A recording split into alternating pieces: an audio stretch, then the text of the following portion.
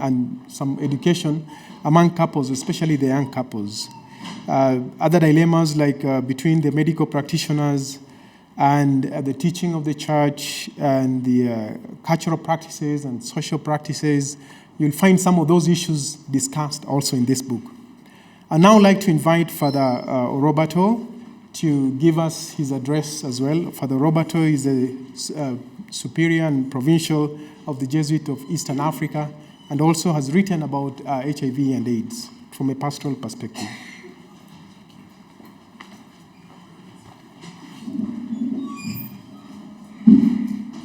Thank you very much. Mine is not an address. Pat has done that very, very well, and I would like to say all protocols observed. I would like to begin by thanking you, each one of you, for coming to this book launch. If we had this event 20 years ago, this hall would be packed with people of from different walks of life who are engaged in HIV/AIDS ministry.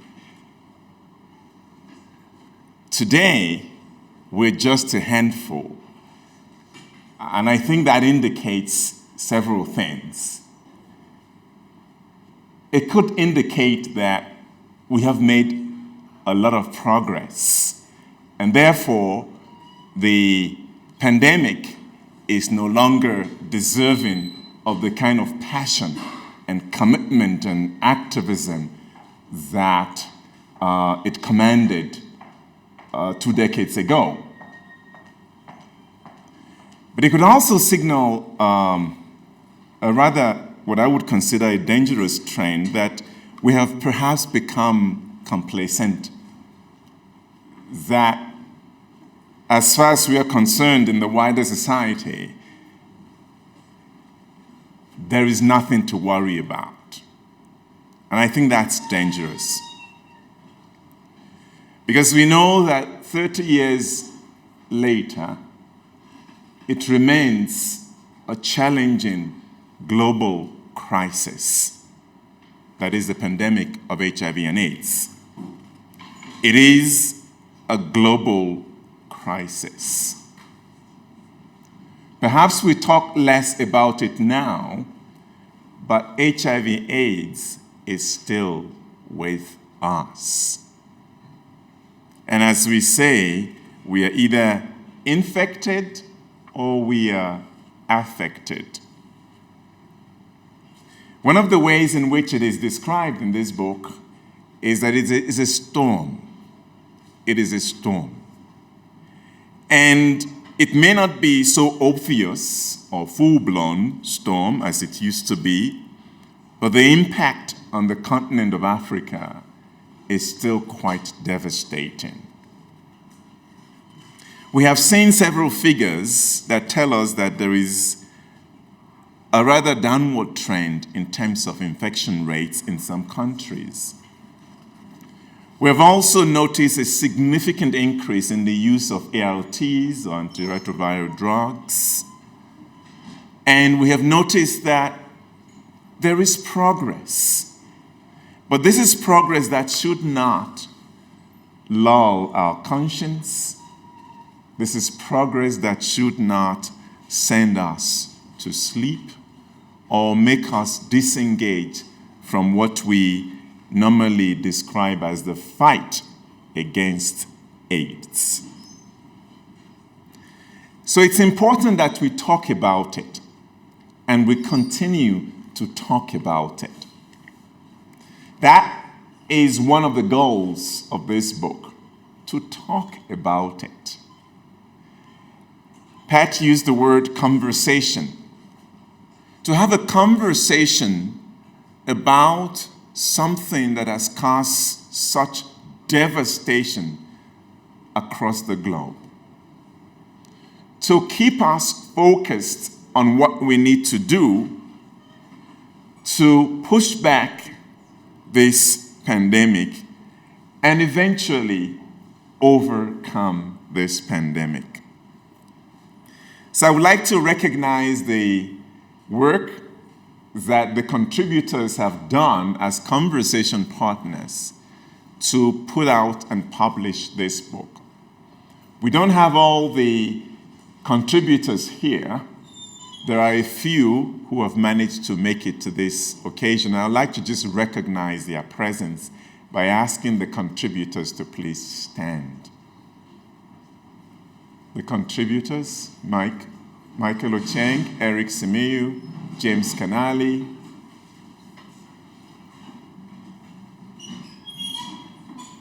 Thank you very much. Daniela Vela will not get a chance to talk, but I also want to thank her for her contribution to the editorial work. Thank you very much. The book is divided into several sections, 5 sections in fact.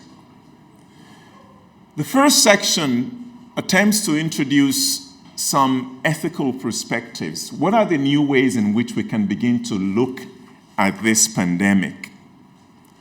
What are some of the new ways that we can understand it so that we don't end up focusing our energies on useless controversies? And Pat just mentioned to us that there are areas where we can have a common and shared language. So the first part tries to do that, to set the conversation in a wide theoretical framework that allows us to speak meaningfully to one another. The second section looks at some of the socioeconomic and cultural factors that determine or shape the progress of this pandemic. What are some of the myths that we promote? What are some of the misconceptions that we've developed, the stereotypes, the prejudices that we have designed that continue to militate against progress in this fight against HIV and AIDS? The third section looks at human rights issues. Now, for some, it might seem strange that we will use the expression human rights in talking about HIV and AIDS. We have looked at it in different optics in the past as a security problem, as a moral problem, etc. But it is also fundamentally a rights question. And so some of those issues are treated in this book. It is a rights question from the perspective of gender. It is a rights question from the perspective of access to treatment and care. It's a rights question from the perspective of the commitment of resources by governments and organizations, a fact that Pat just alluded to. The fourth section looks at the question of universal access. With the ART becoming more and more available, the question then is who gets access to it and on what conditions. So the contributors deal extensively with this question of access. The fifth section is what I consider the most interesting part of this conversation. It looks at the role and the response of the church to HIV and AIDS. One of the contributors, Vitillo, Robert, tells us that when it comes to responding to HIV and AIDS, the church's approach or the church's contribution is second to none. But that's not something we hear in the regular media. Because when church participation in the fight against HIV and AIDS comes up for debate and conversation, it gets bogged down by the usual issues. Condoms, and more condoms.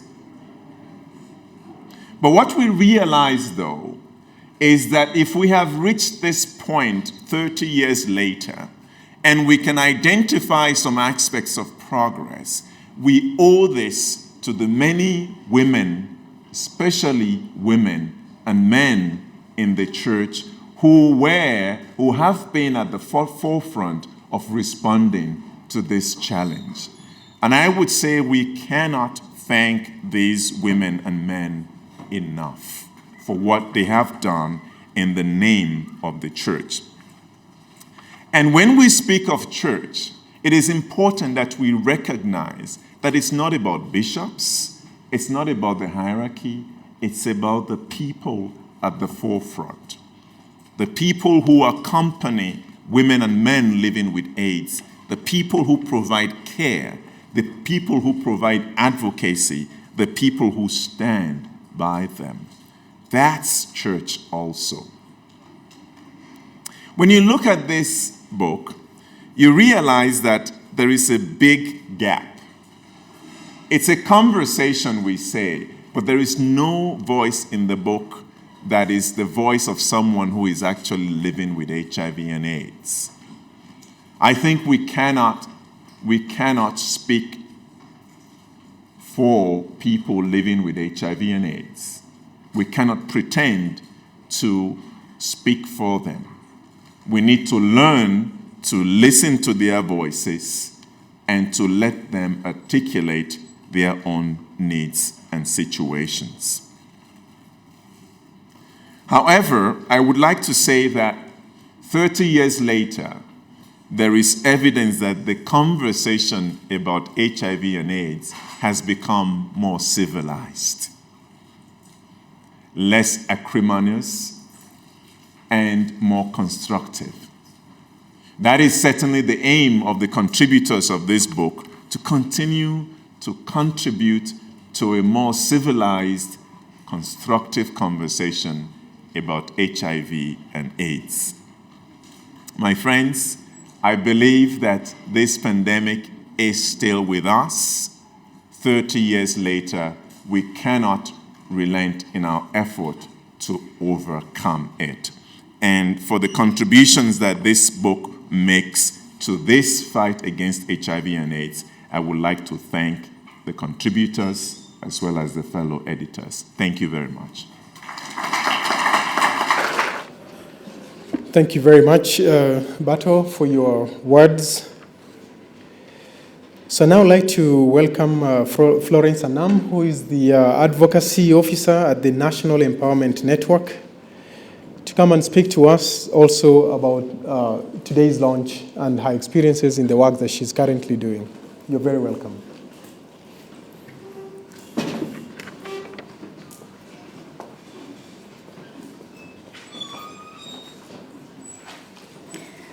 Ladies and gentlemen, good afternoon. Just as I start, I would like to echo the words of the speaker who has just left, that I was a bit baffled that there was no person living with HIV contributing to the book. But all is not lost. I am standing here and I will represent at this joint. So thank you again for the opportunity. So thank you for giving me this opportunity to stand here. I stand here in two regards. First, I am an employee of NEFAC. NEFAC stands for the National Empowerment Network of People Living with HIV in Kenya. It is a network that jointly, brings together all groups of people living with HIV through support groups, community-based organizations, faith-based organizations, women, youth, children, organizations, to have a collective voice, mostly for advocacy, to ensure that the rights of people living with HIV, and especially around access to treatment and care and right-based approaches to programming is concerned. I am the advocacy officer in that organization. Secondly, but most importantly, I stand here as a young woman living with HIV. And therefore representing people living with HIV from all walks of life. Some who are probably in this room with me, many who could not make it here today. But I believe that in my talking to you, in being part of this conversation, I will try, I may not do all of it, to sort of articulate some of the things that we say or we feel around HIV programming. So on behalf of people living with HIV, I would like to congratulate Ejan and everyone who contributed to the book, to the launch of the book AIDS 30 Years Down the Line. This book, I have had the privilege of reading it thanks to a very good group that made sure I had it in time, provides essays that are both informative and educative.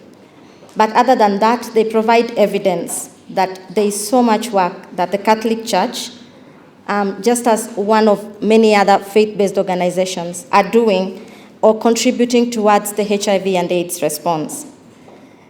This is something we don't hear about. Maybe that is why we don't have the room at full capacity. A friend of NEFAC always tells us, if it is not documented, it never happened. So if we don't get to hear it, if people are not reading it, documentation is really important. So if people are not reading it or hearing it, it never happened. We can sit and pat ourselves in the back and look at the magnificence of our missions, but if people are not reading it, it just never happened. So thank you very much. In reading the book, I was taken back to a time when I tested, which is tested positive, which is coincidentally this month, about 8 years ago. The first thing I did, it was a Saturday, I think, but the first thing I did on Monday was get to work way earlier than my colleagues, because we only had one computer that had network. 8 years ago, it wasn't as easy to access internet here. I think the cyber cafes would still charge about 7 shillings a minute. So you waited to go to work, and I don't even think we had internet-enabled phones. But the reason why I went to work early was because I wanted to read about this disease that, up until that fateful Saturday, was something that happened somewhere else, not within my life or anywhere around the scope of my life. After all, if we recall very well, it has always been presented as a disease for a certain social class of people. I didn't fit into it. I did not want to be stigmatized into the prejudices that arose at the time, and so I did not want to share it with anyone. But when I went to work, the first thing I did was Google, and I wanted information. How do I handle this without involving anyone? And there was nothing. Even if it was there, it was not within my context. There was no one that I would latch my problems to, no direction. Things have changed, and that is why probably I think I stand here as a person living with HIV, representing others in rejoicing in the launch of this book, because it has become so easy for people to access information nowadays. And this is because of the magnificent work that we do, but most importantly, because of the selfless efforts of writers who sit day and night to write about it. I think it must be true that all of us want to read. A couple of weeks ago, a friend of mine, she was actually a college roommate, called me crying, and she had gone to clinic for something, and then while she was there, the VCT was there, and she thought, why not? And in the end, she was HIV positive. So the first person she thought to call, good idea, she knew me, was me. And she was crying, and I was sick, and I had a cold, but I told her to give me an hour and I would be with her. But within that time, or within the hour, when I got to her house, I found a bubbly girl, and she was chatting, and she was telling me about everything she has read. And that is how much information is powerful. In my time, I couldn't access it. In her time, 8 years later, it was on her phone. She could access it just at the click of buttons. And it gave her so much joy that she understood what the disease was, what the conversations have been, and where and what other options are there for her to seek treatment. The authors of this book, I would like to thank all of them, the ones in the room and those who are not there, please pass our gratitude, have done a great job in addressing various issues about HIV and AIDS. response. And they've done so to mostly record the valuable services of healthcare workers and that of the Catholic Church in providing service to people living with HIV everywhere. Whenever someone is hit hard, it is in the nature in which we are brought up. The first place we run to is the church. And sometimes we get there and what we need is not really spiritual. I remember once talking to a man of God and I was very bitter and I was very angry. And I keep telling people, you need to get to that part of your life where you are so bitter that you hate God and then redeem yourself back to probably understand it. And she kept telling me how, the grace of God, and that is not what I wanted to hear at the time. But the Catholic Church has been more than that to people living with HIV. It has not only been a source of spiritual nourishment, but it is a place where people go to for other needs, for clothes, for food, for someone to talk to, for support groups. And often they work with us to provide centers in which people living with HIV like me can be able to sit and not feel stigmatized. It is the one place where everything is real and the most important thing matters. We are all human. And at the end of it all, we are not supposed to be judged. We're just supposed to be real and human. Therefore, it is with this honor that I echo the words of most of the writers in the book, that HIV programming and interventions need to focus on people living with HIV, and not only biomedical or medical interventions or epidemiological studies around it. People living with HIV are people placed in a lot or affected by a lot of social, cultural, and social economical factors in the environments in which they come from. So the book presents various ways and best practices for which programmers and scholars can begin to have conversations about this, and I think I'm very proud of that. Additionally, the book takes the journey 30 years since AIDS was first discovered in the world. And there has been communications going on. Things have changed.